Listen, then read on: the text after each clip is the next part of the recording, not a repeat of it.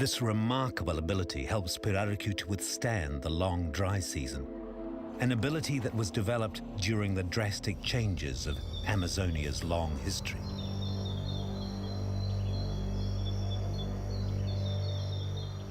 During the ancient past, other Amazonian fish developed strategies to help survive difficult times.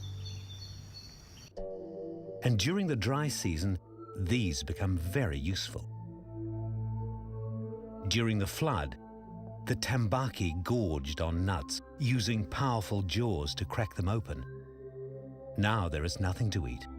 It rests on the bottom of the pond. The tambaqui can survive these months of starvation because it has converted the nutritious nuts into fat.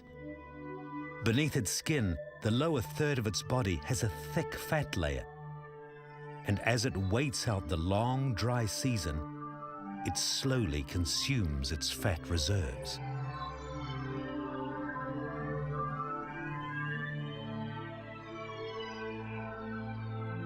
In the tambaqui's deep pond, a similar strategy is used by a much larger animal.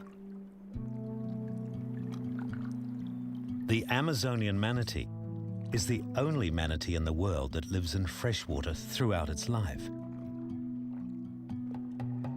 But in the dry season, very few water plants grow. There's very little to eat.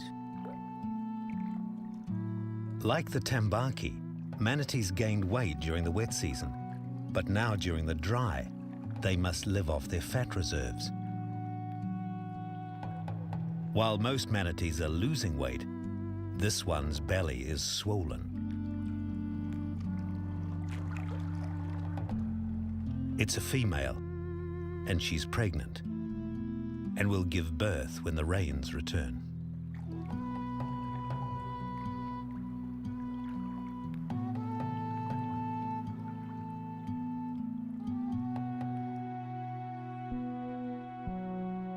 As the water in the rivers of Amazonia recede, numerous lakes become isolated from the main flow. In one of these cut-off or oxbow lakes, a family of giant otters enjoys easy hunting because the fish are confined and have nowhere to escape.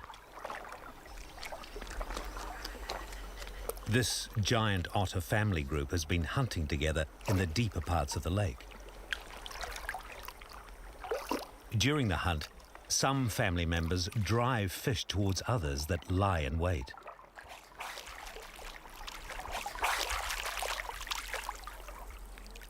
Some months ago, the giant otter family set up their burrow or holt on the edge of the lake.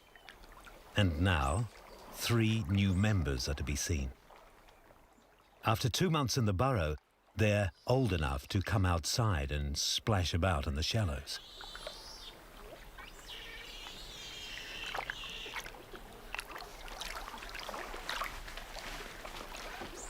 The pups will grow up with not only their parents to look after them, but their extended family of older brothers and sisters will also continually look out for their safety. The otters share the lake with some unfriendly neighbors. The caiman, the South American alligator, grows 2 meters long and is dangerous. If this one gets too close without the otters noticing, it could take one of the pups.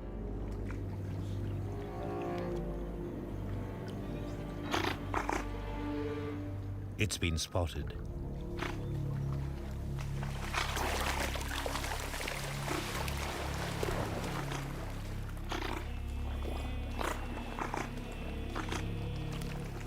Most of the family takes to the water to chase it away, and the mother quickly moves the pups back to the safety of the burrow.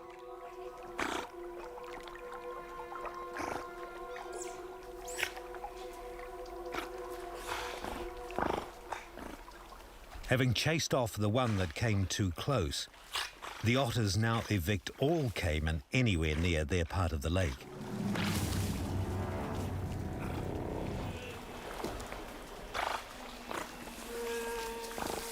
They make snorting sounds as a warning to the caiman. Their whining sounds are a contact call between members of the group.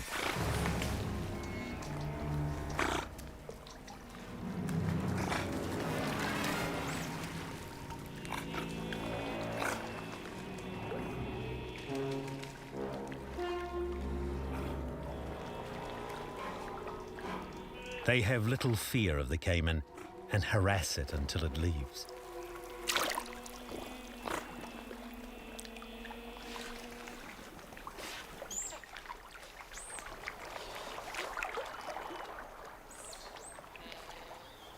The otters claim priority over the lake. They move about freely and hunt wherever they like. As the day ends, the family gather. Caiman are no longer a threat, and it's safe for the 3 pups to come out and join their older brothers and sisters.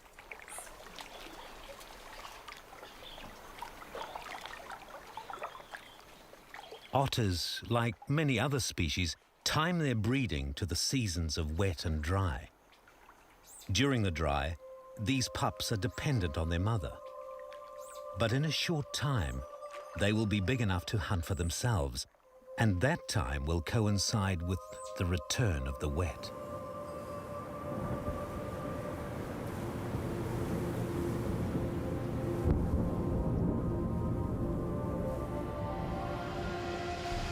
Finally, in November, the cycle of equatorial sun and wind draws the long, dry season to an end.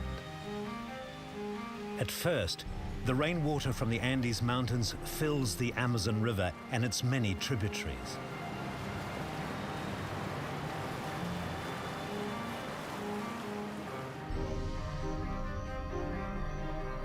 The flow into the low-lying, flat Amazon basin continues.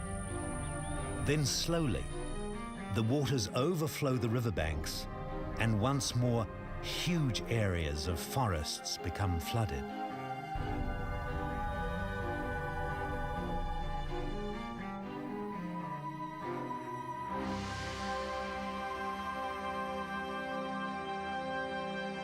Again, for half a year, the greatest wetland in the world will sustain the lives of those adapted to the cycles of change.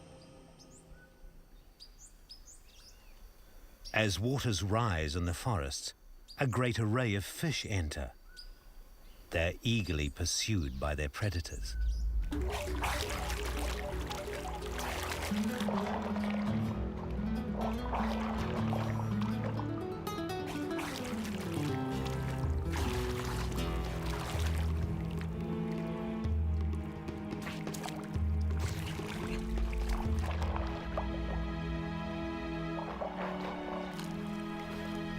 The hunting pack of the river wolf family has increased in number. The 3 youngsters that grew up beside the lake are now active hunters.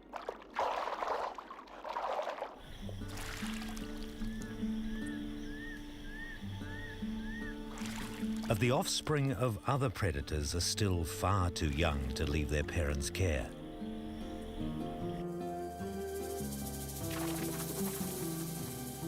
If these young 10-centimeter long pirarucu survive the perils of growing up, they will grow into 3-meter giants like their red-scaled parents.